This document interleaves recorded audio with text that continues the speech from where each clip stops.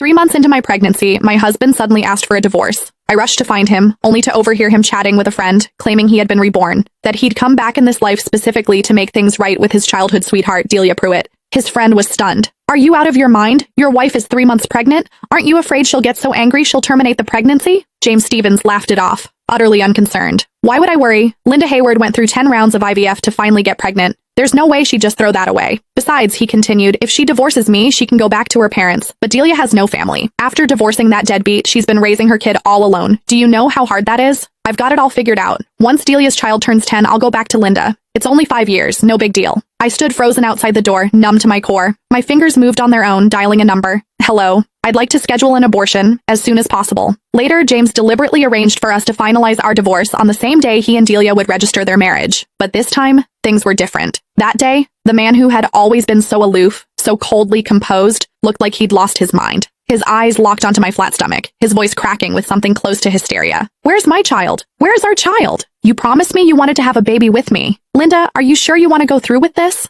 After everything you went through for this baby?" My mother's voice broke over the phone and guilt twisted in my chest. She had been the happiest person in the world when she found out I was pregnant. She knew what it had cost me. A full year of choking down bitter herbal medicine, 9 failed IVF cycles. It wasn't until the 10th attempt that I finally conceived. The moment the test results came back positive, my mother had wept with joy. She believed that with a child, James and I would finally settle into a real marriage, that he would step up, become a responsible husband, learn to put family first. But today I realized how terribly wrong we had both been. The phone rang, sharp and insistent. I answered mechanically. James's voice cut through, cold and harsh. "Linda, how much longer are you going to drag this out? Even if I can't divorce you while you're pregnant, the moment that baby is born, I'm filing immediately. And let's be real, raising a child costs money. You've done nothing but sit at home since we got married, eating my food, spending my money. All you do is a little housework, that's it. No one's going to want a woman who just gave birth and comes with a brat attached. You have no income, no prospects. When the time comes, you won't get to keep the child. You won't get to keep me. You'll have nothing." Every word dripped with contempt. He reduced everything I'd given to this marriage, every sacrifice, every exhausting day, to nothing. And he called my baby a brat. It felt like a blade dragging across my heart, slicing it open all over again. "James." My voice came out quiet, steady. He went silent on the other end. "I agree to the divorce." A pause. Then his tone shifted, bright with barely contained excitement. "Really? Great. Let's do it in 5 days." His voice softened, turning almost coaxing.